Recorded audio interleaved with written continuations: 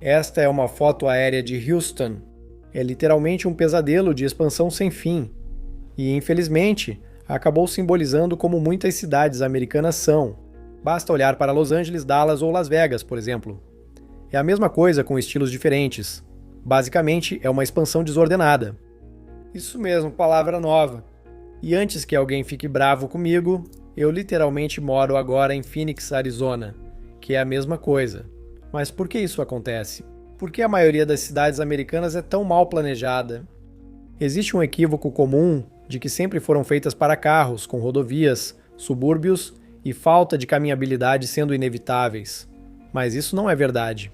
Na verdade, no início do século XX, as cidades americanas tinham algumas das redes de bondes e trens mais extensas do mundo. Tomemos o sul da Califórnia como exemplo. Na década de 1920, eles tinham a Pacific Electric Railway, mais conhecida como os Red Cars, que naquela época era o maior sistema de trens elétricos do mundo, com mais de 1.000 milhas de trilhos. Organizada em torno dos centros das cidades de Los Angeles e San Bernardino, ela conectava cidades nos condados de LA, Orange, San Bernardino e Riverside. Além disso, havia a Los Angeles Railway, que atendia principalmente o centro de Los Angeles com 642 milhas de trilhos. No seu auge, elas juntas atendiam impressionantes 350 milhões de passageiros por ano. Atualmente, esses sistemas de transporte público quase não existem, restando apenas uma rede de ônibus congestionada e o LA Metro, que, embora subestimado, ainda está longe do ideal e representa um retrocesso em relação ao que deveria ser. Claro, Los Angeles é apenas um exemplo disso. Detroit tinha um ótimo sistema de bondes.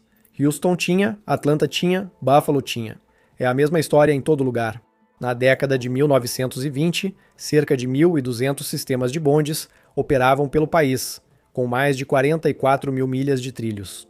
Não eram apenas as grandes cidades, mas também médias e pequenas. Eles influenciaram onde as pessoas moravam, onde os negócios se instalavam e onde os bairros cresciam. Os bairros caminháveis e de uso misto, pelos quais os americanos agora pagam caro para morar, eram o padrão. Então, o que realmente aconteceu? Bem, é claro, existem alguns motivos. Devemos voltar ao final do século XIX, quando os bondes elétricos substituíram os puxados por cavalos e logo se tornaram o principal meio de transporte em muitas cidades. Era um negócio muito lucrativo, e com o tempo, os empresários que administravam os bondes, chamados de magnatas da atração, consolidaram várias linhas em monopólios em muitas cidades. Eventualmente, muitos deles firmaram contratos com os governos municipais para obter o direito explícito de operar como monopólio naquela cidade. Em troca, eles concordaram com vários tipos de condições. Uma exigência prejudicial era manter as tarifas em 5 centavos e obrigar os donos das linhas férreas a cuidar do pavimento ao redor dos trilhos, segundo Stephen Smith, do Market Urbanism. Isso não era um grande problema na época, até chegar à década de 1910, quando o Ford Modelo T, o primeiro carro acessível para as massas, realmente começou a decolar. No início de 1908, havia menos de 200 mil automóveis nos Estados Unidos. Em 1916, esse número cresceu para mais de 2,2 milhões. Quando esses carros circulavam, cruzavam os trilhos dos bondes, dificultando a operação eficiente dos bondes. Havia grandes atrasos, engarrafamentos e as pessoas estavam insatisfeitas com a situação. Ao analisarmos os contratos assinados por esses magnatas dos transportes e os sacrifícios feitos para manter o monopólio, especialmente quando já não atuavam assim, a situação ficou insustentável. Essas empresas mantinham a tarifa de 5 centavos, que não acompanhava a inflação, e só podiam aumentar os preços com a aprovação das comissões municipais. A tarifa de 5 centavos virou quase um direito de nascimento para muitos. Por isso, os aumentos não eram aprovados. Mas também havia aquela outra obrigação de manter o pavimento ao redor dos trilhos. Então, basicamente, isso significava que essas empresas estavam, na prática, subsidiando o uso do automóvel, mesmo enquanto isso destruía seus próprios negócios. Pagar por essa manutenção enquanto está preso a uma tarifa de 5 centavos leva rapidamente à falência, como aconteceu. Em 1918, aproximadamente metade da rede de bondes dos Estados Unidos era operada por empresas que haviam falido. Durante a Grande Depressão, muitas empresas investiram em ônibus principalmente por ser mais barato enquanto tentavam sobreviver. Era mais fácil adicionar novas rotas. Terceiro, esses bondes de unidade única no trânsito misto tinham as desvantagens dos trens, por não desviarem, e dos ônibus com capacidade limitada. No final da década de 1920, cerca de 20% das cidades do país usavam apenas ônibus. Neste ponto, preciso mencionar rapidamente a conspiração de que a General Motors acabou com os bondes.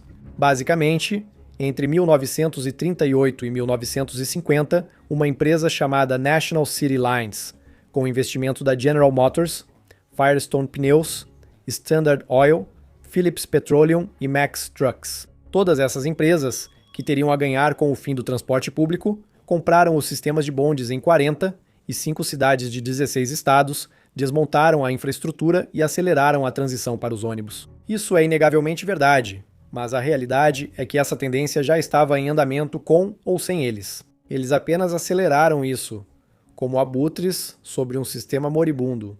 Como eu disse antes, 20% das cidades do país usavam apenas ônibus no final da década de 1920 e inúmeros outros sistemas já estavam no processo de transição em algumas rotas ainda mais cedo. Enquanto isso, essa conspiração atingiu apenas cerca de 10% dos sistemas de transporte dos Estados Unidos. Ou até menos, se você considerar que o número de cidades americanas com bondes era superior a 700 na década de 1920, em meados da década de 1930, antes de qualquer compra ser feita, já havia um carro registrado para cada 2 lares nos Estados Unidos. O restante do mundo ocidental abandonou seus bondes apenas algumas décadas depois. Não me entenda mal, a indústria automobilística e do petróleo não é inocente. Elas fizeram com que a maioria das cidades dos Estados Unidos priorizasse carros em vez de pessoas. Por exemplo, a Associação Americana de Automóveis patrocina programas de segurança escolar, orientando crianças a parar antes de atravessar a rua e deixar os carros passarem. Ou os 12 Mandamentos de Segurança, que eles lançaram em 1925, basicamente dizendo que a rua é para os carros. Era um novo sentimento, mais fácil de incutir nos jovens e garantir um mercado receptivo no futuro. Assim, as crianças cresceriam já sabendo onde os carros pertencem na sociedade. Veja o ponto 11, não atravesse fora da faixa. Isso também vem da indústria automobilística. Baseando-se na ideia de que ser ridicularizado pelos pares era mais impactante, a indústria automobilística começou a difundir que andar livremente nas ruas era estúpido, ilegal e inseguro. Defensores da indústria automobilística pressionaram a polícia a envergonhar infratores publicamente, usando apitos e gritos para expor a pessoa, em vez de corrigi-la discretamente. Organizaram campanhas de segurança, com atores vestidos de palhaços atravessando ruas ilegalmente para mostrar que isso era uma tolice. Esse foi um método agressivo de reescrever a narrativa dos espaços públicos, criando o crime de atravessar fora da faixa. Após grupos da indústria automobilística assumirem o controle de várias reuniões convocadas pelo secretário de Comércio Herbert Hoover para criar uma lei modelo de trânsito para cidades de todo o país, eles acabaram chegando à Ordenança Municipal de Trânsito Modelo de 1928, inspirada em uma lei de Los Angeles que impunha controles rigorosos aos pedestres, permitindo a travessia apenas nas faixas e em ângulos retos. E essa é a base legal de como as cidades americanas ainda regulam pedestres hoje. Depois, a mídia passou a promover melhor a importância dos carros, ajudando a mudar a cultura nacional para valorizar o individualismo e a liberdade de pegar a estrada. As montadoras investiram em campanhas publicitárias que apresentavam o carro como essencial para o sonho americano. O carro claramente superava o transporte público no debate sobre transporte. E logo, esse argumento estava prestes a receber o maior impulso da história americana. Em 29 de junho de 1956, o presidente Eisenhower assinou a Lei de Auxílio Federal às Rodovias, o maior projeto de obras públicas da história americana. Ela autorizou mais de 25 bilhões de dólares para mais de 41 mil milhas de rodovias interestaduais. Mas o detalhe crucial era a estrutura de financiamento. 90% federal, 10% estadual. O governo federal cobria 90 centavos de cada dólar gasto na construção de rodovias. Não havia um programa equivalente para o transporte público. Cidades que queriam sistemas de trem ou ônibus tinham que financiá-los quase totalmente sozinhas. Isso criou um enorme incentivo financeiro. Construa rodovias e Washington paga. Construa transporte público por sua conta. Nas décadas de 1950 e 1960, o governo dos Estados Unidos estava gastando 75% do financiamento de transporte em estradas e menos de 1% em transporte coletivo. Nem chegava perto de ser uma competição justa. Esse sistema de rodovias cruzava áreas urbanas, destruindo completamente bairros urbanos e isolando totalmente outros. Sem a construção do sistema interestadual, as populações das cidades centrais teriam crescido cerca de 8% em média, em vez de diminuir 17%. Essas áreas isoladas se transformaram em subúrbios. E se você pensar bem, todo o conceito de subúrbio é meio louco. São bairros inteiros, geralmente sem comodidades próximas, acessíveis apenas de carro. É uma grande mudança em relação aos espaços públicos movimentados dos assentamentos humanos tradicionais. Isso me leva ao próximo ponto, zoneamento. Poucos americanos leram o código de zoneamento de suas cidades, mas ele é o principal motivo de as cidades americanas serem como são. O modelo dominante é o zoneamento euclidiano, nomeado pelo caso da Suprema Corte de 1926, Vila de Euclides contra Ambler Realty, que confirmou o direito das cidades de separar rigorosamente os usos do solo por tipo. A ideia central? Moradia aqui, comércio ali. Escritórios em outro lugar, indústria bem distante. Aproximadamente 97% dos municípios dos Estados Unidos utilizam o código de zoneamento euclidiano. Na prática, americanos geralmente não podem ir a pé a uma loja de esquina porque é ilegal construir uma em seus bairros. Café, supermercado e consultório médico têm zoneamentos específicos. Em áreas comerciais acessíveis apenas de carro. Em 75% ou mais dos terrenos residenciais na maioria das grandes cidades americanas, é ilegal construir qualquer coisa além de uma casa unifamiliar isolada. Sem duplex, casas geminadas ou pequenos prédios, só casas com quintais e garagens, espalhadas em densidade baixa demais para viabilizar transporte público. E há um motivo para isso. De 1934 a 1968, a Administração Federal de Habitação ajudou a financiar mais de 120 bilhões de dólares em empréstimos habitacionais, e 98% desse valor foi para cidadãos brancos. Isso facilitou a fuga dos brancos e tornou muito mais fácil comprar uma casa no subúrbio do que alugar ou comprar na cidade. A Administração Federal de Habitação penalizava bairros urbanos densos e de uso misto, priorizando novos empreendimentos suburbanos de baixa densidade. Só em Los Angeles, cerca de 74% de todo o solo destinado à habitação é zoneado exclusivamente para casas unifamiliares. Comparando com o Japão, lá o zoneamento é definido nacionalmente em 12 categorias e segue um sistema hierárquico. Cada zona superior permite o que as inferiores permitem. Uma loja pequena ao lado de um prédio de apartamentos não é exceção, mas o padrão.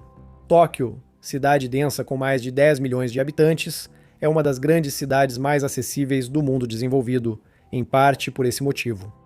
Então, o governo federal estava simultaneamente construindo rodovias para os subúrbios e financiando as casas no final delas. Entre 1950 e 1970, as viagens anuais per capita de transporte público nos Estados Unidos caíram de 115,8 para 36,1. Há também a questão do estacionamento. Estudos apontam que há cerca de 2 bilhões de vagas no país. Todo destino precisa abrir espaço para o carro antes de abrir espaço para a pessoa. Existem entre 3 e 8 vagas de estacionamento para cada veículo registrado no país. Nas cidades dos Estados Unidos, com mais de 1 milhão de habitantes, em média, 22% do centro é destinado a estacionamento. Em Columbus, 27% do centro da cidade é estacionamento. Em Kansas City, 29%. Orlando, 33%. No centro de Tampa, também é 1/3. E dos 24 mil espaços de estacionamento deles, 1/4 ficou sem uso durante os horários de pico. Quero que você também preste atenção ao fato de que estamos usando cidades diferentes em cada exemplo, porque, obviamente, seria fácil criticar o Sudoeste repetidamente, mas o problema realmente está em todo lugar. Até escolas, feitas para crianças que legalmente não podem dirigir, são planejadas para carros. Em cidades como Charlotte e Dallas, escolas de ensino médio precisam reservar quase metade do espaço para estacionamentos e acessos, devido às exigências mínimas. Em Copenhague, as crianças vão a pé ou de bicicleta para a escola a partir dos 6 anos de idade. Isso é normal lá. Tudo isso cria uma armadilha que se autorreforça. Se as casas são espalhadas, as lojas ficam distantes. Com lojas longe, as pessoas dirigem e os comércios criam estacionamentos. Se os comércios fazem estacionamentos, tudo se espalha mais. Quando não dá para caminhar, o transporte público perde usuários. Quando o transporte público perde passageiros, as cidades ampliam as ruas. Cada parte do sistema sustenta as demais. Mesmo com destinos próximos, as ruas podem tornar a caminhada perigosa. Uma loja pode estar a apenas 250 metros de distância e ainda assim parecer impossível de alcançar a pé, porque a estrada entre você e ela foi projetada para carros andando a 70 km por hora, sem contar o fato de que talvez nem exista uma calçada para você. A Sociedade Americana de Engenheiros Civis publica a cada 4 anos um relatório sobre o estado da infraestrutura de transporte dos Estados Unidos. Em 2025, ela deu aos Estados Unidos uma nota D em transporte público. Mas olha, isso já é uma melhora. Em relação à nota D, menos que recebeu em 2021. Isso pode ser visto em todos os lugares. De acordo com o Departamento do Censo dos Estados Unidos, em 2024, 78,4% das pessoas vão ao trabalho de carro e apenas 3,7% usam transporte público, sendo que caminhar e andar de bicicleta têm números ainda menores. Acho que agora é hora de discutir o que poderia ter evitado isso. E bem, acho que o que deveria ter sido a solução volta para o problema. Como eu disse antes, no início do século XX, quase todo o transporte público era de propriedade privada e eles não conseguiam competir com todos os subsídios que o governo dava na forma de construção de estradas e rodovias. Esse foi o grande erro, pois os Estados Unidos deveriam ter adotado o transporte público como muitos países europeus. Lembre-se, países como Japão, França, Reino Unido, todos os seus sistemas também começaram como empreendimentos privados, mas foram nacionalizados pelos governos devido à falta de lucratividade ou para integração. Mesmo que muitos metrôs, como o de Tóquio, tenham sido privatizados depois em parcerias público-privadas, com o governo mantendo a infraestrutura e empresas privadas operando alguns trens, eles não começaram assim. Essa é a principal diferença. E mesmo assim, muitos países como China, Coreia do Sul e Alemanha têm seus sistemas de transporte totalmente estatais ou operados por empresas estatais. Agora, não estou dizendo que os Estados Unidos não fizeram isso. Aquisições públicas realmente aconteceram nos Estados Unidos de Nova York, a Chicago e até mesmo Los Angeles. Atualmente, quase todo o transporte público nos Estados Unidos é subsidiado, mas isso ocorreu tarde demais, funcionando mais como resgate do que modernização. Depois, entrou a questão financeira, pois propriedade pública não garante verba disponível. Nos Estados Unidos, há um debate antigo, porém sinceramente ridículo, sobre a lucratividade do transporte público. Muitos americanos esperam que trens e ônibus se justifiquem pelo lucro das passagens, mas rodovias não são avaliadas assim. Não se espera que um entroncamento recupere seu custo com pedágios, e isso é justo. O transporte público deve priorizar facilitar o deslocamento das pessoas, não o lucro, pois isso estimula a economia. Isso impulsionaria a economia mais do que a venda de passagens conseguiria. O Serviço Postal dos Estados Unidos e as bibliotecas públicas não visam lucro, mas servem à população como serviços públicos. O transporte público deveria ser visto da mesma forma. Na verdade, ele é visto como serviço assistencial local para desfavorecidos, não como infraestrutura nacional. Praticamente nenhum metrô europeu, ou mesmo sistemas de transporte inteiros, são lucrativos. Mas isso não importa porque esses países reconhecem o valor disso. As agências de transporte não precisam de lucro para crescer. Elas precisam de investimento para crescer.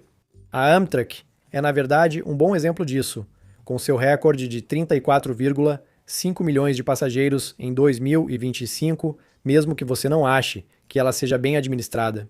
Dito isso, não defendo gastos ilimitados no transporte público, apenas acredito que não se deve esperar que ele seja lucrativo. Há formas técnicas de torná-lo lucrativo.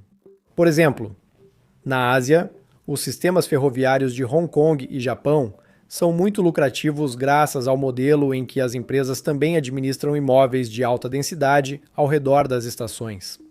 Se os Estados Unidos quiserem reformular seu transporte, então eles precisam enxergar isso de uma maneira completamente diferente. Críticos afirmam que o país é grande demais e pouco denso, diferente da Europa ou Ásia, para viabilizar bom transporte público. Mas esse argumento não faz sentido. Os Estados Unidos foram construídos com a ferrovia, e quase todas as cidades existem por isso. Hoje, possuem um dos melhores sistemas ferroviários de carga do mundo. Os Estados Unidos são grandes, mas devem ser comparados ao continente europeu, não a um país europeu. Regiões dos Estados Unidos, como o Corredor Nordeste, Triângulo do Texas, Cinturão da Ferrugem ou de Los Angeles a São Francisco, possuem população, densidade e distância parecidas com áreas menores da Europa. Mesmo assim, as opções de transporte dessas mega-regiões dos Estados Unidos ainda ficam muito atrás. O tamanho do país não importa quando o transporte público é focado nas cidades. O problema não é a ausência de trem de alta velocidade em Wyoming, mas é possível melhorar. Nos anos 60, cidades europeias, como Amsterdã e Copenhague, estavam se tornando voltadas para carros, mas protestos impulsionaram mudanças. Paris tem promovido mudanças radicais em sua infraestrutura nas últimas 3 décadas para se tornar mais caminhável, removendo vagas de estacionamento e transformando ruas em zonas para pedestres. No fim, o péssimo desenho urbano dos Estados Unidos é um problema de transporte e zoneamento que caminham juntos. Mas será que os Estados Unidos conseguirão implementar isso algum dia e resolver seus problemas de infraestrutura? Eu não tenho certeza, mas o que você acha? Me diga nos comentários e não se esqueça de se inscrever para mais conteúdos como este. Eu te vejo no próximo vídeo.